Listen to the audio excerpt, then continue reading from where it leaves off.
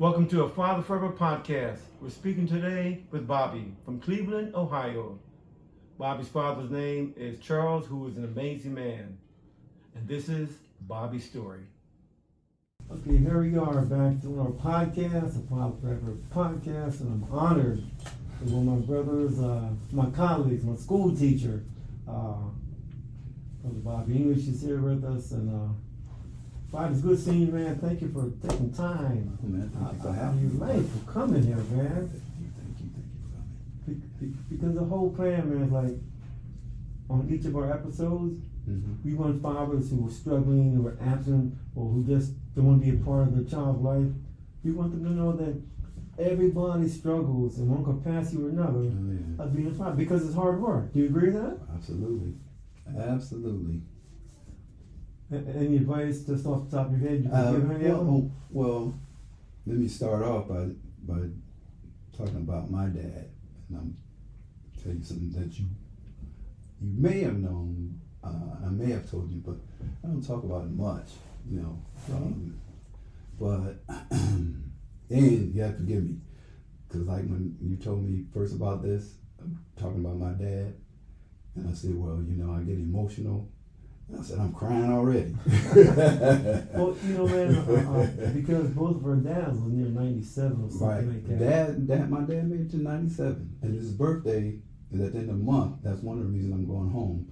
And my brother that lives in Florida, he's coming. So we all, you know, because he was a heck of a dude. But what I was going to say, at 5, the age of 5, I was 5 years old. My mother was pregnant with my younger brother, and when she went to have him, she died. So my dad raised 5-year-old, 10-year-old, my sister, my 11-year-old older brother, and an infant. That's 5 kids. 4. That's 4. 3 and an infant. Yeah, so with the help of family, you know, we got through it. Yeah, the village. Absolutely, the village. And he didn't remarry until I was 16. And at 16, when I was 16, it was just like, okay, you're a man now. And I had to act like a man. Same way with my brothers, you know. And so at 16, 15, 16, actually 15 for me, because he raised my age up to 16 and I started working in the factory. So, but, you know, it was just an example that he set, man. And even to this day, you know, his voice is always in my head. You know, when I'm doing things, that voice, that guidance is always in my head. And you find yourself talking to him at times? Yeah. I got a cousin of mine drew a portrait of him, so I got it on the wall. And Pops was like really, really, really creative with his hands. He can fix. I mean, he would just go beyond what he was supposed to do. You know what I mean? He was just, you know. I remember my stepmother had bought a lamp. Just one of those, what do you call them? Boom lamps. Okay. And he looked at that thing. He said, "Oh, I need that." He said, "This old flimsy thing, I could make one of these." And he made one, and it was I couldn't believe it. He made it. It was so sturdy, everything, man. And it's like I had a sports car, Alfa Romeo sports car. And you know how delicate and stuff and those things are. Anyway. You have to get your parts from overseas. Oh man, we put that thing in the garage, took the engine out. You know, he stabilized all kinds of stuff. There was a oil pan cage that he made, you know, protected, you know, because they made one, and he looked at it and he said, "Son, you made that." Simple as that, huh? Simple as that. Nonchalant. It's nonchalant. And then they had a little flimsy old jack. Man, I make that. Hook me up with that stuff. So that's just a couple of examples of some of the things he did. But the one that he went too far with And see, the exhaust system wasn't on our car, and the old boy was making the exhaust system. Mufflers and can. I'm like, Pops, you can't do that. What did he try to do? Yeah, he tried to do it. He said, man, you come on now. You can't. You got to just go on to the muffler shop. You can only get a muffler and tailpipe and stuff. So throughout your entire life, year after year, month after month, you saw your dad do so many amazing things. And to me, what's even more amazing, like, he kept his 4 children. Yeah. And raised them. Good. Because I know people, you know, God told me that his mom passed at a young age, and they went to different aunties and uncles, but your dad kept his family together. Right. It's my infant brother, David, he was with my aunt, my dad's sister, for a minute. And then my dad, I remember, he said, let me get my son before he started calling, well, my uncle CJ, before he started calling him dad. Yeah. So he gathered us up. He talked to my sister, and he said, you know, we got to do for ourselves. Y'all up to this? And we said, yeah. So at 11, my sister was running the household, cooking, and just, you know. So, you know, flash forward, she is, you know, that maternal. I mean, she got grandkids now, and She was at an early age. She learned how to do all this at stuff. an early age, Yeah. at an early age. And This was back in Cleveland, right? back in Cleveland, yeah. So I mean, at her house, I mean, everybody that's she's the maternal person. Wow. Yep. So, you know, our website is the slogan is a father forever. Like man, your dad was a father forever, man. Like he set so many examples for you guys and sacrifice and made sure you guys have something to eat, something to wear, and Miss nothing. But we miss nothing. We went on vacations and just, you know, there just ain't us. no excuses. We went on and grind. Just grind it out. And, you know, all 4 of us went to college and got degrees. So, Wow. Yeah. So for my sister and my brother, well, you know, I think kind of all of us, we feel like he's still alive because that spirit was just so strong. Well, they say the spirit never dies, Yeah. man. You know, but from a physical standpoint, because I talk to my dad every day, man, and physically, man, a couple things I want to ask you, man, but Yeah, but you can still get that answer, you know, just because he ain't there, you know, physically, you know, that. Yeah. And I believe that stuff, man, that physical thing, I mean, that, you know, that spiritual thing, I believe that thing is just so real. man, I just find it amazing, man. But yeah, and we're talking about in the 50s. Yeah, 50, I was born in 55, my brother David was born in 61, so 61, that March, 61. And then, you know, I'm just thinking about how wonderful a daddy was, but when I got older, I'm like, dude, how this dude raised some kids and lost his wife, you know, because I never seen him, you know, just down and crying and grieving and none of that stuff. He just he's like, and my uncles, because it was a mistake made at the hospital, from what I understand, and you know, they were like pressing him, you know, they called him Bud. His name was Charles. Like, you should sue him. And he gonna bring my wife back. I got to deal with what I had to deal with. I ain't shoot 3 kids and an infant. Are you kidding me? Yeah, in the 50s and early 60s, we were living in a very difficult time in history at that time. So your dad said he set the mold for your brothers and your sister of work ethic, on family staying together and looking out for one another. Oh, that one for sure. We're looking out for one another. Matter of fact, it's like to the point where, you know, people would say stuff. It's like, man, I mean, like some of the ladies that would come in our life is like, man, they're real protective of each other, super duper protective. So if something happens to one of us, you did it to everybody. So just give you an example. I mean, just when I got home, you know, I came back to LA. As soon as I got back, I went to get something to eat, right? I went to the grocery store to get something to eat.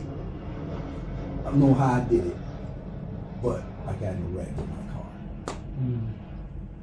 And I'm like, how did I get in my car? So I called them, because they know I like my little sports car. So I called my sister and said, I wrecked, you know, I got a little wreck. So I knew if I told her, both my brothers would be knowing. They called, man, you all right? You okay? You okay? You okay? And they kept calling, everybody calling, you okay? You okay? I said, yeah, I'm okay, okay. You know, send us a picture of how, you know, and I was like, okay. So the next day, my sister called me in the morning. She said, I couldn't sleep. She said, are you okay? I was like, yeah, I'm okay. And she said, well, you know, it's just cars, it's gonna cost, you know, a couple $1,000. You know, you got insurance, boom. But it could have been worse. You could have hit somebody. You know what I'm saying? And it could have been, you know, so I think they were more worried about the stuff than what I am. But it's that kind of support, man, that just... It's priceless, man. You know, if something goes down, each and every one of you guys will check with each other, or even have to go there if you have to take care of whatever. You know, you gave me a flashback when me and my three brothers, we played basketball. And my baby brother, he was probably the best basketball player of us all. He talked trash, man. Talked a bunch of stuff, man. And guys don't want to knock him out, right? And so this guy's name was Buzz, you know, a big, strong guy. Well, he wasn't a big, about 5'10", probably 11, weighing about 215. That's big. 215, and could play basketball, man. You know, and so they got pissed off with each other. And Buzz was me and my other brother's best friends, right? And so he's about ready to light up my baby brother, right? He said, Buzz, look here, man. If you whoop one, you got to whoop all three of us, man. I mean, that's just how it goes, man. So hey, come on, man. Let's get back to the game, man. That's the way to go. Yeah. So tell me a little bit about your. Did you ever a favorite uncle, or did you know your grandfather that may have impacted your life?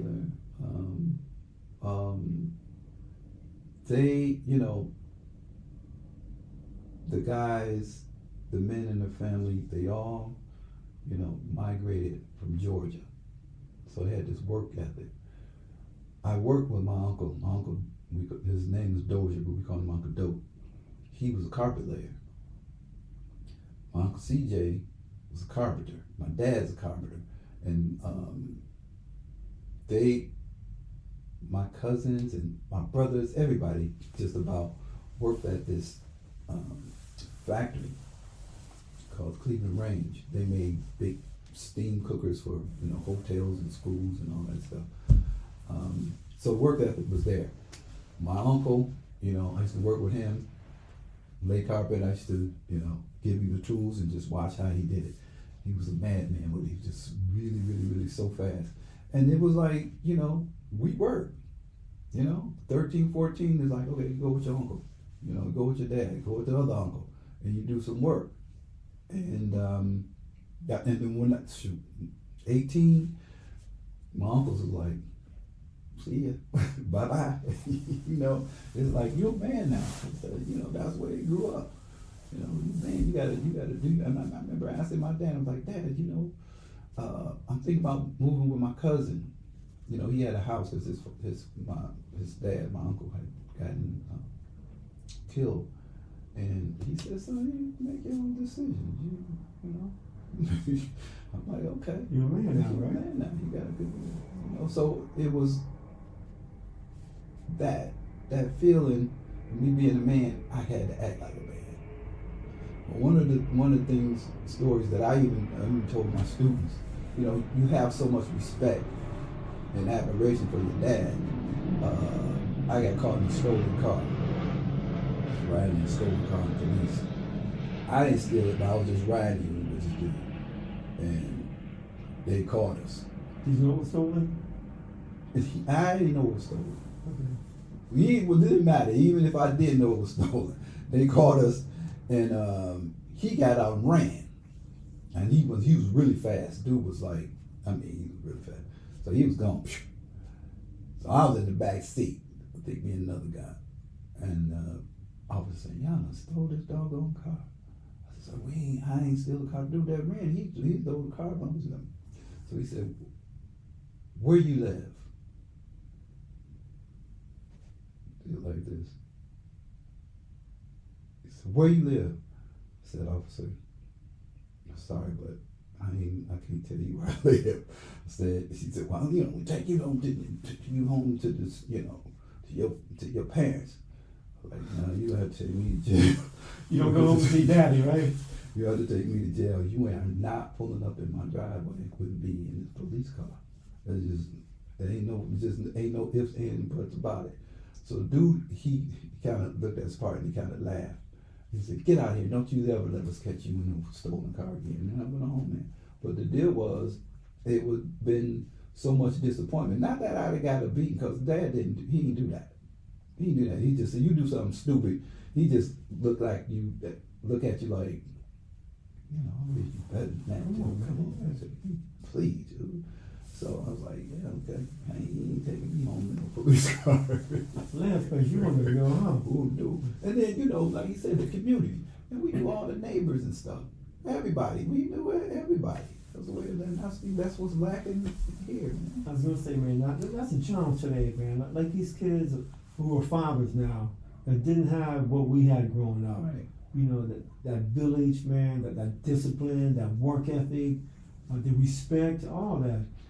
What would you say to these guys that, they got these kids, man, have no desire to take care of them? What would you say to help them understand that these kids are gonna grow up one day? Man, it's like you said, it's that lack of the village, man. It's the lack, and it just reminds me of this past school year. Out of class, and I'm talking to the class, and I'm saying, talking about, I always give them anecdotes. I'll tell them, give them stuff about my life and stuff, so they can kind of, and they relate to that. They relate to it. And I was saying, I was talking about my friend, one of my friends that passed, right? That I've been knowing, really good, dear good friend of mine. And I was like, man, we've been knowing each other since the 4th grade. So the girl looked at me, she said, from the 4th grade. Like that. So I'm like, yeah. So when I got home that night, I'm thinking, why did she find this so strange? That I've been knowing somebody since before. I'm like, I got a whole bunch of friends that, we could rest the whole, when I go back to Cleveland, man, we all get together and, elementary school, all through, junior high school. And it just dawned on me that these kids are bust. They bust, and then when they get out of school, they go to their, respective homes. They don't all go to the same high school. No. And they've been doing that since elementary school. So they probably never, cultivated that bond like that. Because of the time that we live in now, they're holding social media now. And we both as teachers, well, you just retired, and congratulations, I've been retired for a couple of years. But we had a lot of fun on campuses. Because some of the kids would call you man, and some would call me you. So big time. We played the game of we're brothers. We're brothers. So it was fun, man. And we was in a capacity to where we could influence the kids who wanted to listen. Exactly. And that's very rewarding. I agree with you 100%. Teachers can be a part of that village to a smaller extent, but still to an extent. Because when you look at someone like you or myself or even someone else, I understand he's cool. And then you come out with playing your instruments and all that, man. Yeah, it's man, it really is rewarding. Now the last 3 years, I was teaching full time. So you know how it is to have the kids all the time. And this one kid, when I first saw him, I was taking over a class, and I had to be in the class a couple of days because this teacher was resigning. She was going somewhere else, so they just wanted me to sit in there. So this little young brother, he was just, took him outside and said, look, you're going to have to chill. You're really going to have to, And he was just all up. So anyway, I had him. We just going through stuff all the time. I just take him outside and say, smart kid, but he was just, man, at the end of the semester, this dude gave me a card, told me how much I changed his life, drew a picture of saxophone on it, gave me some C's candy. I'm like, it was rewarding, but it was like, me and him was at it like, ugh. But you gave him something and no one else did, and that was time. You gave him your time. That's what all these kids need, man. Like his fathers, just walked away from the kids, or just struggling, don't want to work, just go see the kids when they want to, or whatever. Like everyone, and as your life testifies, we all need that direction. You need that fatherly direction to kind of sustain you through life's challenges, because life is a journey, man. And I agree with you 100%. The thing is, you give them time, and they know that you care. That's it. They'll run through brick wall for you, right? As long as you know that you care. Oh, okay, you care. Yeah, man. And then with me and you, shoot, we was the only brothers on that campus. You know that, right? Oh yeah. Well, I made it was a point. Just me and you. I would let the kids know. I said, look, if you're having problems with the teacher, don't go off in class. Come see me. Right.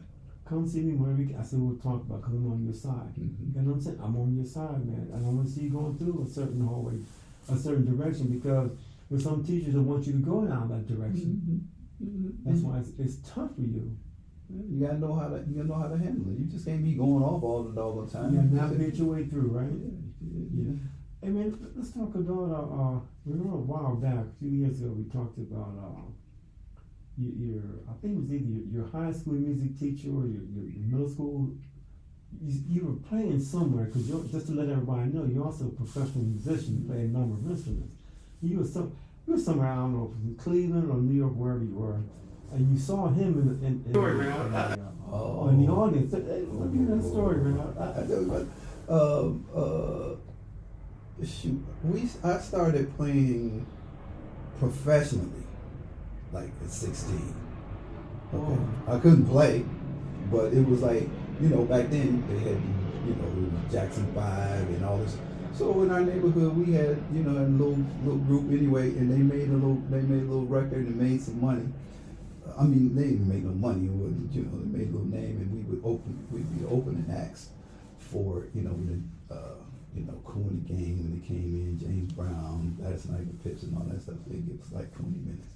So we were playing somewhere, and my music teacher, like I said, I'm young and I'm trying to play stuff that I ain't had no business trying to play with. So he told one of the guys, he said, man, tell Elaine to come over here. And he said, look, you go home and you practice your long tones. He said, you sound like you blowing a tuba up there. And he said, and then he was like really mad at me because I was his student. And he said, don't you tell nobody I'm your teacher. It was that bad.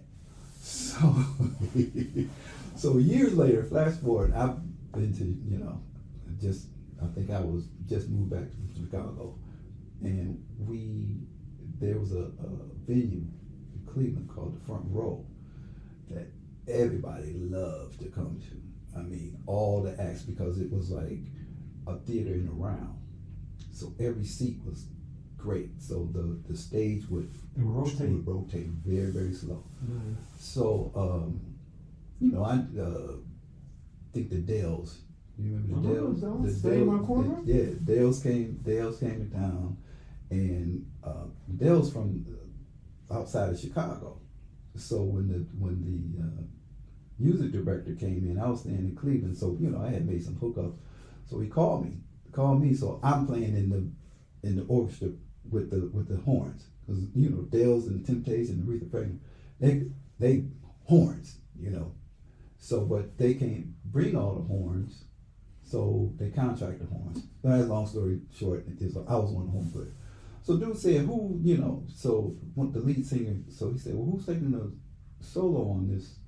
It was one of the songs, right? And I was first chair, tenor. So he said, yeah, well, he's taking the solo. Music director said, Bobby's taking the solo. So he set a microphone up from the pit. He said, you come here when your solo comes. I'm like, oh. So it's time for my solo dancing. I said, God, I had to be in front of these people. So I took a huge breath and went up to that microphone, man, and I'm like, you killed him. Blew that mother. So after the show, I'm walking, the dressing room, and I see this man. He's doing like this, tilting his head. He said, Bobby. I said, oh man, I hate, man. It's Carmen Ciccolone. I said, oh man, how you doing? He said, Bobby, so what's that you up there?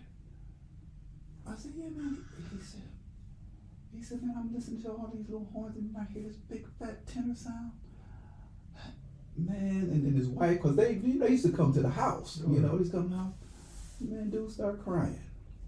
He said, man, I'm so proud of you. But now I told him, about what he said. He said, man, I'm so sorry. And I'm like, no, you don't be sorry. You did that. And I said, even when I'm practicing to this day, and I was 16, and that was what, 40 years later ago, I still hear this dude saying, man, practice your long tones. Practice your long tones. So the first thing that people say when I'm playing is, I think, you got a nice tone. It's just from that. I say, I don't, I'm the kind of person, if you go talk about me and say some stuff, that just give me fuel. I ain't gonna just run and just hide from it. Yeah, but that was amazing, man. But the fact that your teacher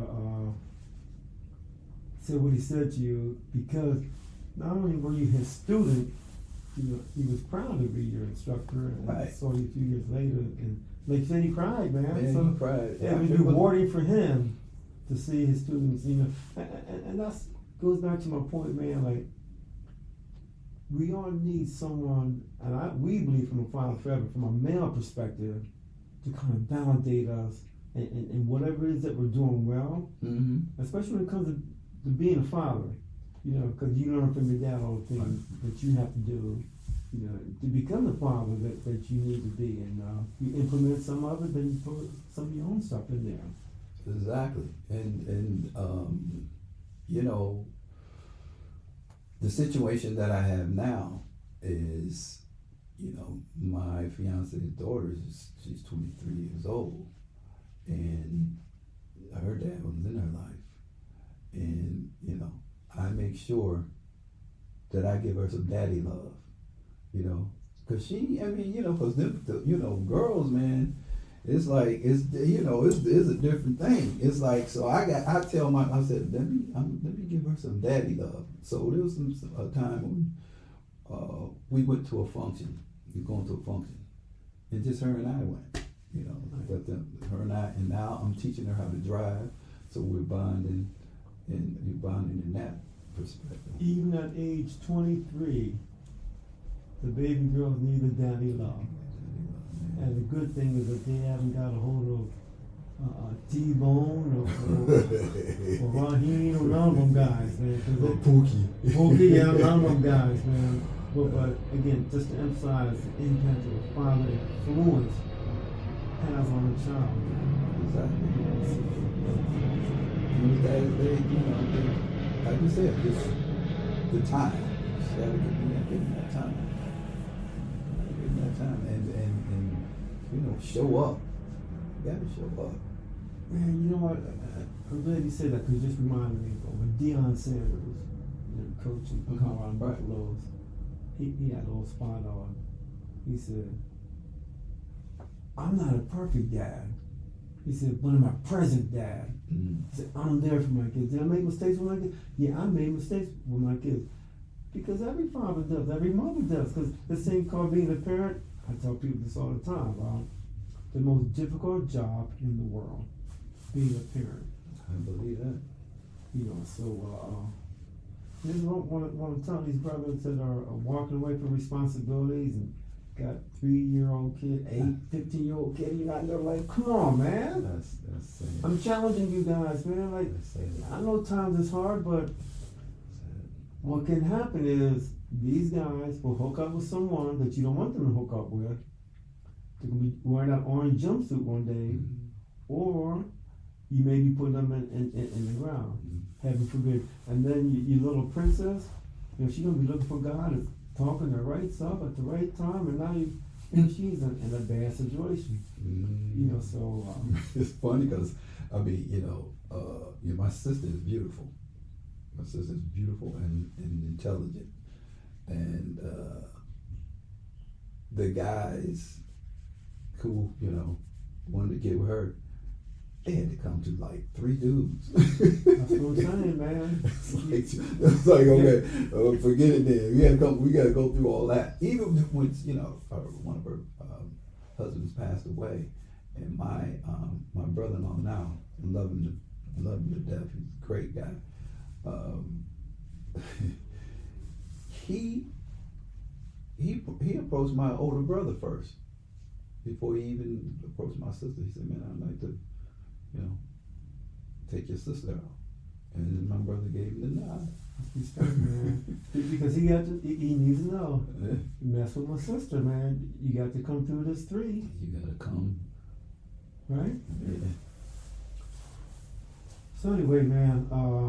So the message today, you know, we're gonna call this Bobby's story because you don't have a story, man. You know, and Bobby talked about his daddy, man, raising 4 kids, right? With 4 kids. 4 kids. You know, with help of the, you know, the family members and the village. But he still did. He kept his family together, man, which is inspiring, man. And there's got to be more stories like that, man. Yeah. It's like when I moved to Chicago, there was, you know, and you know, people were saying, you got these deadbeat dads and blah blah blah. I moved to Chicago, and that was my first time moving, you know, out.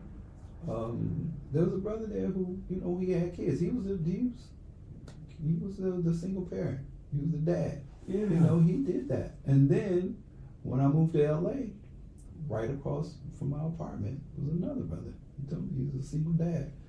So my reality is I'm seeing these dads, you know, do their thing. So I know it's out there. Then again, I know there's a whole bunch of, you know, cats ain't doing what they're supposed to do. Yeah. And like I always say, man, kids are gonna grow up, man. They're gonna hit 18, 20, 25, man, and they're gonna come back and ask some questions. Because a lot of times, in all fairness to the dads, mommy says use the kids as tools against the dad, and that's a whole nother show. That's a whole nother podcast. You're right, man. So I just want everybody to know, man, like in Bobby's whole situation, man, you know, with his dad setting the standard for him and his brothers, and even for his sister, like the kind of man she wants to get involved with, man. I mean, it's priceless, man. So, hey, man, I want to thank you for being a part of this. Maybe we've got to have you back again another time. So I still want to do a thing on you on middle school stories, man. Ooh. We talked about that before. Remember that? So, you know, at Palms, you know, we love going to Palms, right? So, but they has instituted a media magnet program, which opened up the school to communications thing, right? Yeah, and got some, you know, some people that everybody wasn't used to. All right, so I mean, and all, you know, all pews, but man, it's like fights every day. Did I say? Oh, No, they cut no. Palms Middle School out. No, hey, there's one. And Palms ain't the only school that have these Yeah, challenges, but it was man. like, I was like, why are all these fights going on all the time? So, you know, I'm trying to talk to these little people, I'm like, man, why are you fighting? You know, can't y'all, you know, dang, it's like, wow. And then it's got to the point where like they were saying, you know, the teachers were racist and stuff. And I just tell them, man, look, teachers just ain't used to this, all this commotion that you are doing. You got fights every day in the bathroom, all kinds of stuff. I'm like, good. You know, Dean was just like, oh man. I told Dean I want me and you and Bobby to do a podcast on middle school. On like, so people see what that's all about. But anyway, man, I want to, for being a part of our podcast, I want to give you one of our t-shirts, man. Oh, thank you so much. And then a key ring. Hopefully you'll use it, man. Don't. I think I still got the other one. I gave one already? I think I got, is it? I think I do. I got two now. I got 2 cards, so I'll put one on each card. Okay, good. And hey man, if you do us a favor, man, like you play a little tune for us, man.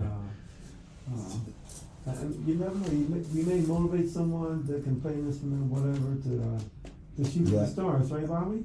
Yeah, you know, I ain't a flute player, but I didn't bring the saxophone because that'll take too long to warm up. And this is cold. Well, but like I was saying, man, you can be whoever you want to be if you want to play an instrument, right? If you put the time in. You gotta put some time in. That's everything in life, some man. time in. Yeah.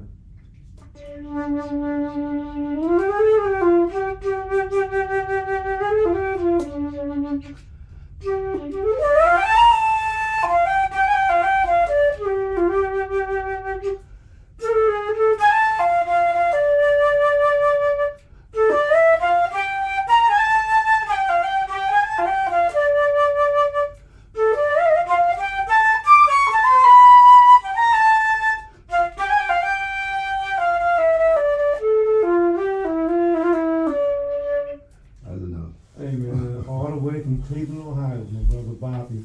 Like I said, man, we appreciate you, man, for your time and continue being the inspiration that you are as far as, you know, father and these kids looking up to you, man, because they need us, man. Oh yeah. You know, so. So next time I come, since I have been teaching 3 years full time and having to do lesson plans and all that stuff, took away from my creative thing. So next time, so now is all day long. So, you play when you want to play, right? I play For when I long as you want to want play. So I'm to. gonna bring all my horns in here. I'm gonna be all up in it. I'm gonna give you a taste of some of all that stuff. Bring it, man. Hey man, I want to thank you again, Bobby. And hey, this is the end of this podcast with Bobby. With Daddy, the father forever, and Bobby's following his footsteps. And you also can be a father forever. Just put the time, the love, the dedication, and you will be able to make some great things happen. You just never know. Brother, once again, man, thank you so much. You're welcome. Thank you for having me. And that's the tape.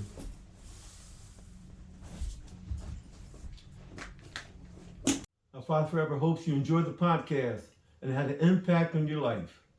We'll see you next time.